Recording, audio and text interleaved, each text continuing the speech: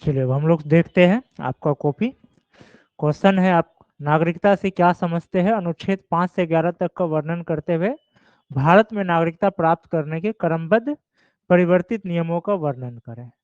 Question कितने भाग में है? क्वेश्चन 2 भाग में है।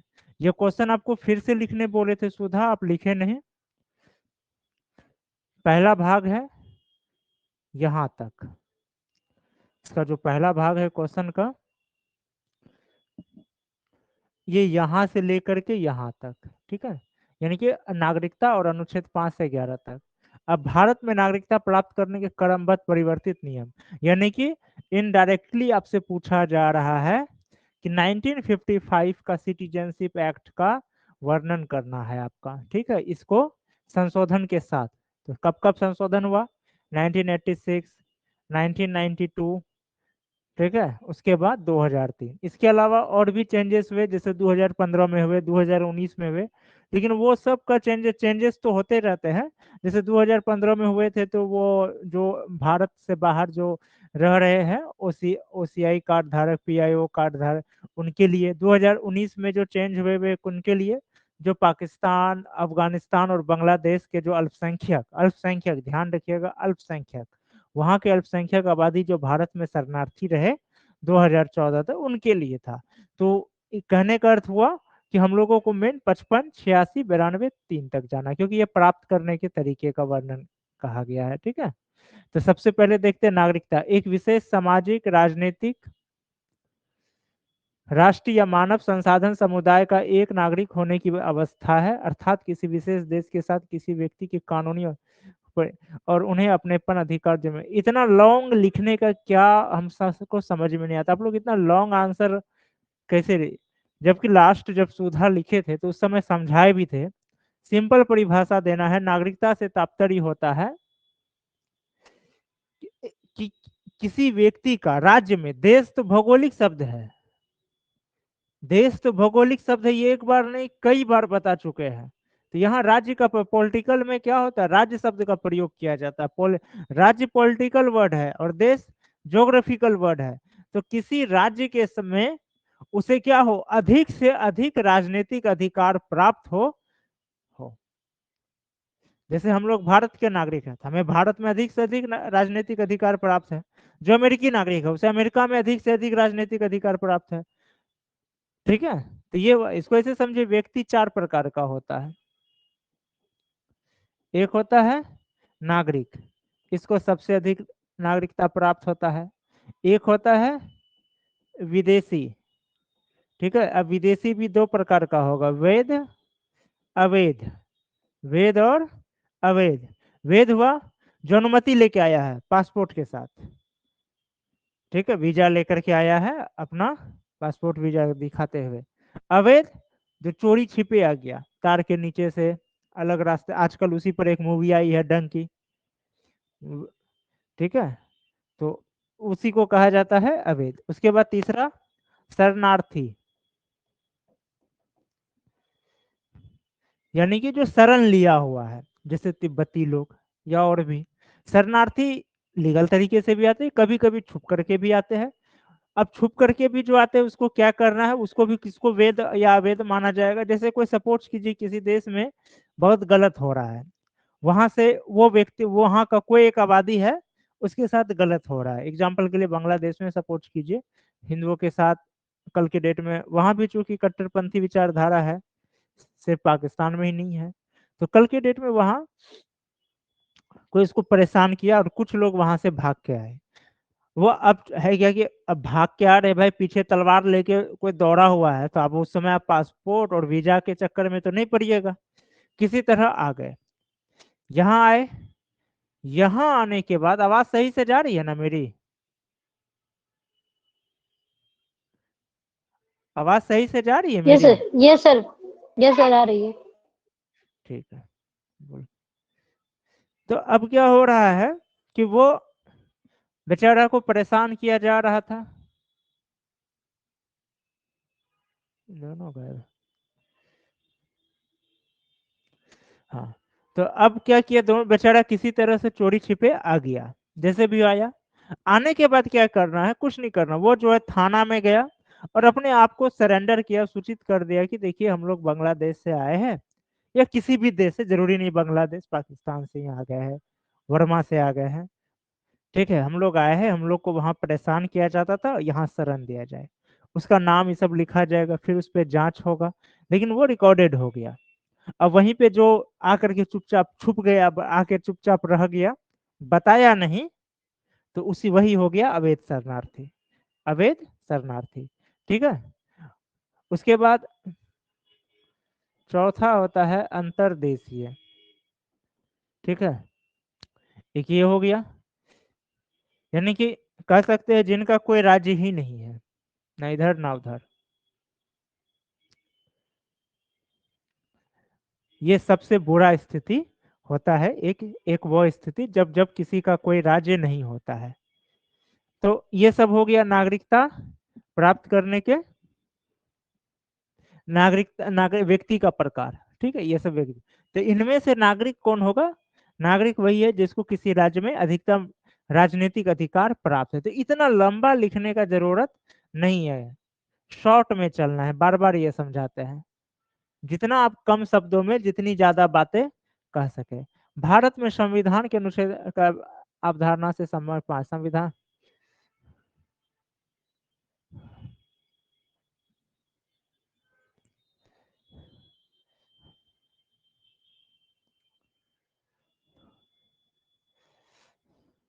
ये आप सेम टू सेम जो है ना किताब वाला पूरा देते जा रहे हैं, इतना लंबा बार बार कहते हैं, आपको इतना लंबा लिखने का जरूरत नहीं है, सिंपल दे देना है। अनुच्छेद 6 के अनुसार कोई भी व्यक्ति जो 1 मार्च 1947, कितना, 1 मार्च 1947 के बाद, ठीक है, किधर आया है, भारत की ओर आ गया है, ठीक है, तो उसको क्या माना जाएगा, भारत का नागरिक माना जाएगा। इतना लंबा चौड़ा आप जो लिखते हैं, इसको लिखने का कोई जरूरत नहीं है।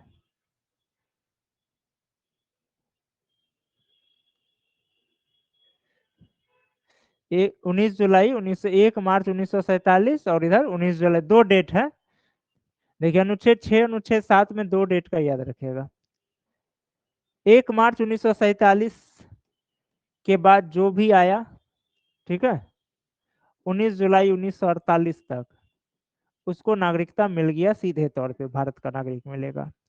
अनुच्छेद 7 में क्या है, अब जो 19 जुलाई 1948 के बाद क्या जो आएगा उसका फिर क्या होगा, तो 19 जुलाई 1948 के बाद जो आएगा उसी का वर्णन है अनुच्छेद 6 का, ग कहिए या 3 कहिए, क्या उसको यहाँ पे रहना होगा, अपना रजिस्ट्रेशन कराना होगा, ठीक है, 6 महीना रह के रजिस्ट्रेशन करना हो, यानी रजिस्ट्रेशन वाला प्रक्रिया से गुजर के तब उसको नागरिकता लेना होगा।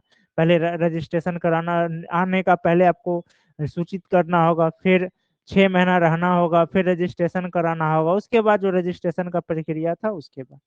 अनुच्छेद 7 में क्या है भाई, सिंपल में चलना कि जो भी व्यक्ति 1 मार्च 1947 के बाद, अच्छा 1 मार्च 1947 के बाद, ठीक है, भारत से पाकिस्तान चला गया, भारत से पाकिस्तान वाला हिस्सा में चला गया था, इसको क्या माना जाएगा, अब भारत का नागरिक नहीं माना जाएगा।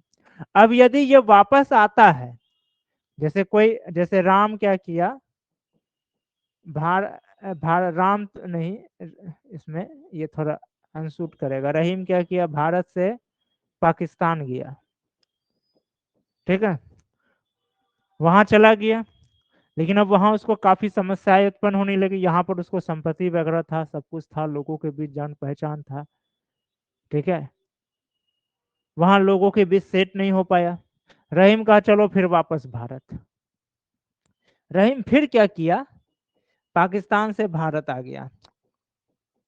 अब अब जो ये पाकिस्तान से भारत आया तो ये वाला डेट अब इस पे लागू नहीं होगा, भले ये इससे पहले भी आ गया, भले ये मान के चले ये भारत से पाकिस्तान गया 10 मार्च 1947 और ये फिर वापस आ गया मान के चलिए 20 मार्च 1947, तब भी इसको भारत का और नागरिक नहीं माना जाएगा। अब इसको क्या होगा, इसके प्रक्रिया, ये जो अनुच्छेद 6 का इसी प्रक्रिया के तहत नागरिकता लेना होगा। यानी आकर पहले आपको सूचित करना है, फिर आपको 6 महीना रहना है, पंजीकरण कराना है। पंजीकरण सरकार जांच करेगी, लगेगा कि आपको नागरिकता देना चाहिए तो देगी, नहीं देना चाहिए तो नहीं देगी। ये वाला प्रक्रिया लागू हो जाएगा फिर। ठीक है, तो शॉर्ट में लिखना था। आंसर आपका सही है, लेकिन लंबा आप जा रहे हैं, और इतना लंबा बार बार कहते लंबा। सिंपल सा बस यही 1900 डेट वाला दे के चल देना है। ठीक, यही जैसे 7 में है, यहाँ सही है, आप एकदम शॉर्ट में गए, 8 सही है। 6 में आप पूरा का पूरा बुक उतार दिए। हमको सिर्फ मेन पॉइंट लेकर के उसमें क्या मेन पॉइंट है उसको करना है।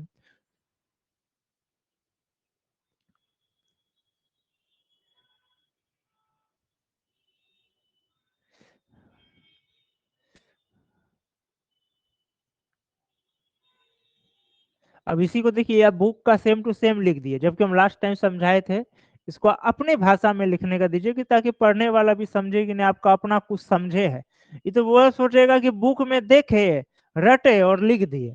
इसको समझाए थे, अनुच्छेद 10 से तात्पर्य है कि संसद द्वारा अधिनियम बनाकर यदि एक बार किसी व्यक्ति को नागरिकता प्रदान किया जाएगा, तो और उसे कभी भी किसी अधिनियम फिर से कानून बनाकर या कोई अधिनियम बना करके उसका नागरिकता नहीं छीना जा सकता। ये हम लास्ट टाइम भी समझाए थे। देखिए, बुक पढ़ के तो आंसर लिखना है, इसलिए तो टॉपिक है।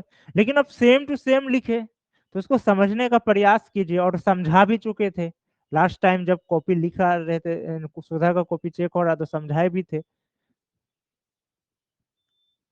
अब इसी में अनुच्छेद 11 के अनुसार नागरिकता से संबंधित कानून बनाने का अधिकार केवल संसद को है। एक लाइन में खत्म हो गया। देखिए, आपका आंसर सही है, लेकिन कॉपी चेक जब करेगा एग्जाम में वो समझ जाएगा कि ये रट्टुमल है, बुक में रटा, लिख दिया। अपना कुछ भी माइंड, अपना सेंस, अपना कोई विजन नहीं है। ये दिक्कत है ना। भारत में नागरिकता प्राप्त करने के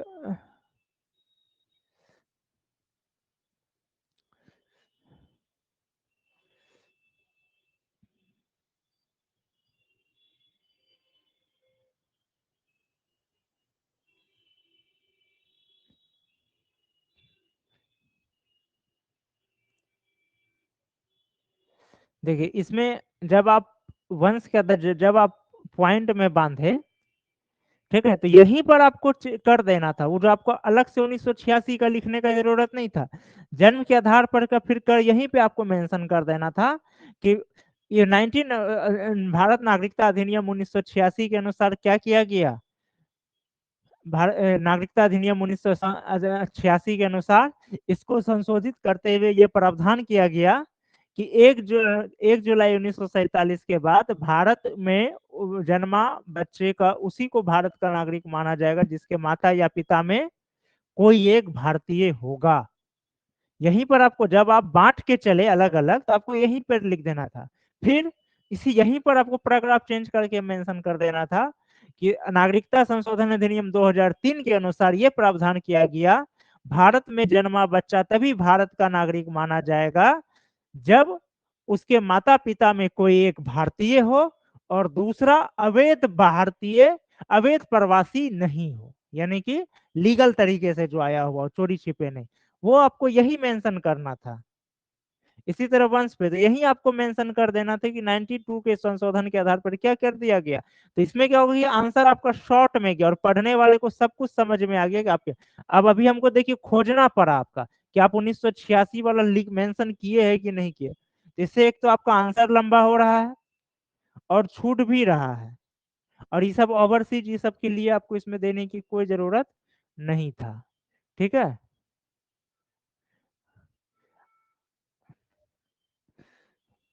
ये सब जो ओवरसीज वगैरह का आप किए हैं, ये सब देने की कोई जरूरत नहीं था।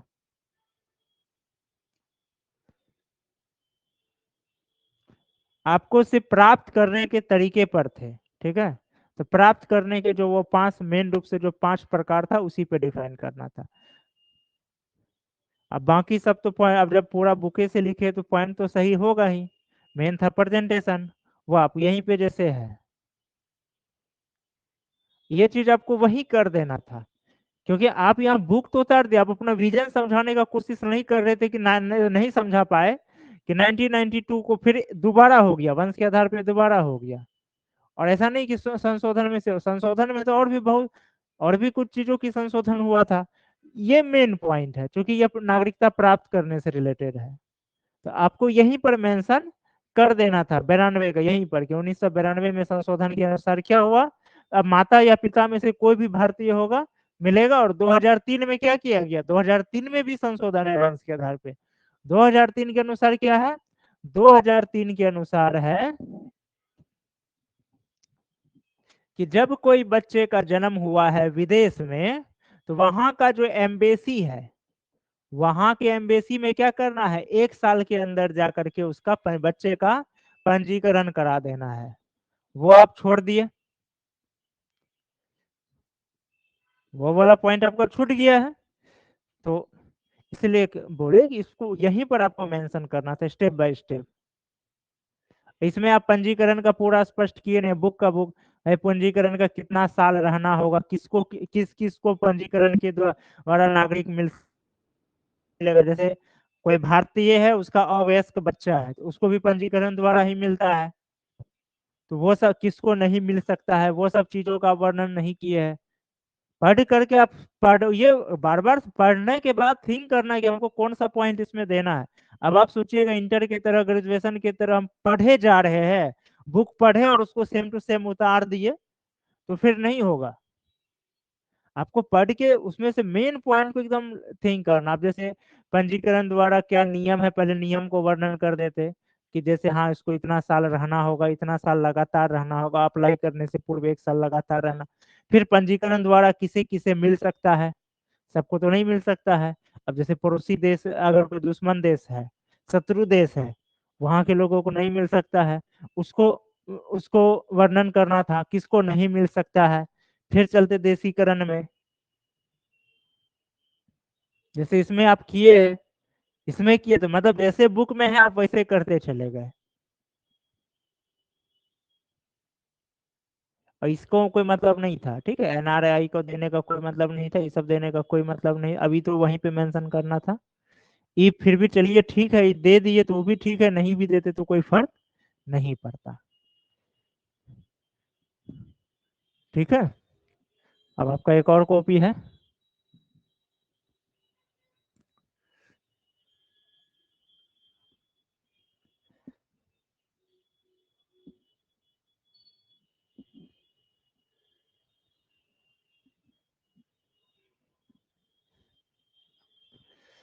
मौलिक देखिए, 2 क्वेश्चन तो आपको लिखने नहीं बोले थे, बराबरी करने की जरूरत नहीं है किसी का। जरूरी नहीं है कि मेरा बगल वाला आगे बढ़ा, लिखना भी गलत नहीं है, 2 क्वेश्चन लिखे, लेकिन तब जबकि हमारा एक क्वेश्चन पूरा परफेक्ट आंसर हो।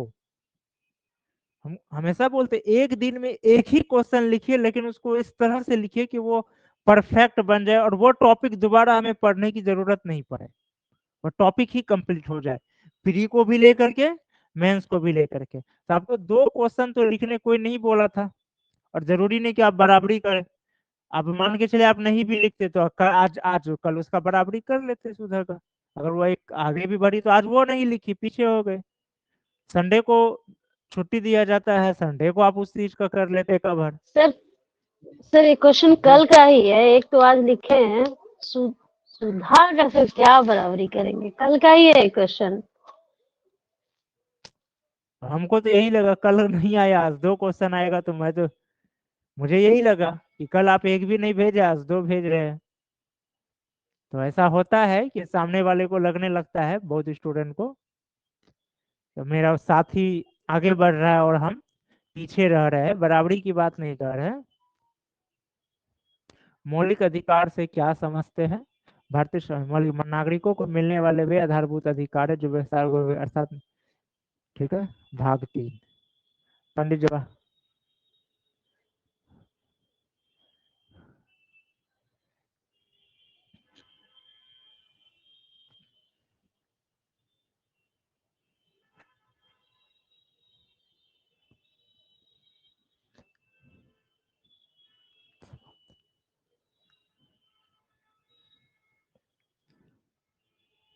चलिए ये आपका सही है। ये जो है, ये जो आपका है ना, छुआछूत के जगह स्पर्शता शब्द का प्रयोग कीजिए तो ज्यादा अच्छा है। ये आपका तरीका सही हुआ, ठीक है। लेकिन अब यहाँ एगो मिस हो गया। अब अनुच्छेद 19 को, इसमें 19 का एक में ये सब अधिकार है, ठीक है। 19 सिर्फ इतना ही नहीं है, ये भी क्या है, 19 6 भाग में बटा हुआ है।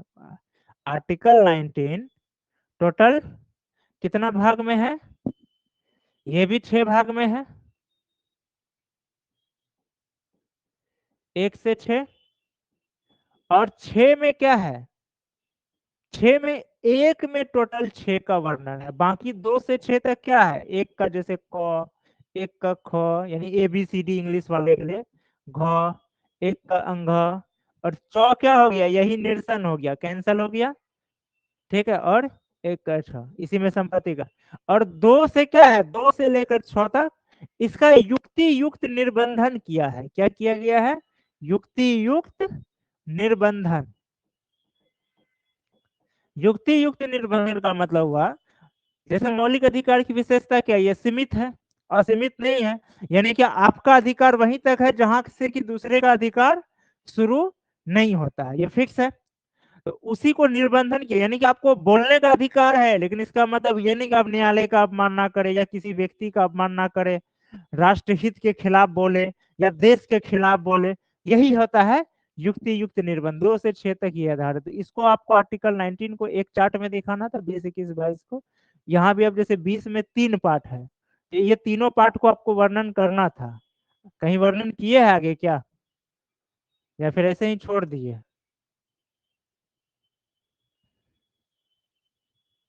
नहीं, छोड़ दिए। अब जैसे 20 भी 3 पार्ट में है ना, अब जैसे इसको करते हुए यहीं पर जी सर। ऐसे करते हुए 2 सिद्धि का तीनों को पार्ट को लिख देते। बात समझे। जी सर। या फिर इसके नीचे कर देते, इसके नीचे फिर वर्णन कर देते कि अनुच्छेद 19 में कुल 6 भागों में है, जहाँ 19 के 1 में स्वतंत्रता के अधिकारों का वर्णन है, वही 2 से 6 तक जो है युक्ति युक्त निर्बंधन किया गया है। एक में वर्णित स्वतंत्रता के अधिकार दे करके क ख देते हुए कर देते, उसी तरह 20 को कर देते। 22 में भी वही बात है, ये 2 पार्ट में है। आप सिर्फ क्या किए, हेडिंग कर दी। हम क्या बोले, एक से वर्णन करते, शॉर्ट में 1 से 2 लाइन में ही वर्णन करना। आप क्या किए, सिर्फ जो उसका टॉपिक का नाम है, सिर्फ टॉपिक का नाम लिखते चले गए, पूरा शॉर्ट कर दिए, और ज्यादा शॉर्ट, ठीक है। आपको आपको हम बोले थे कि वर्णन करना है 1 से 2 लाइन में, ज्यादा लंबा नहीं जाना है, शॉर्ट में। आप क्या कि वर्णन किए ही नहीं है, बस उसका जो टॉपिक का नाम है, हर आर्टिकल का जो एक टॉपिक का नेम होता है, बस वही टॉपिक का नाम लिखते चले गए। तो ये आपका कमी रहा।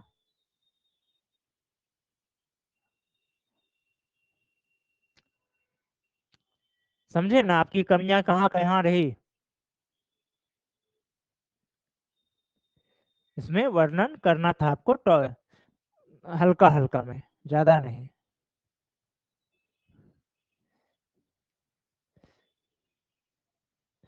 2 लाइन में काफी था। और कहीं कहीं कोई आर्टिकल ऐसा है कि जिसका कि नहीं भाई 4 थोड़ा सा विस्तार करना जरूरी है। अब जैसे आर्टिकल 19 है, क्योंकि वो 6 भाग में फिर बटा हुआ है, तो 19 का एक, तो उसको अब थोड़ा वो लॉन्ग गया, वो एक अलग चीज है।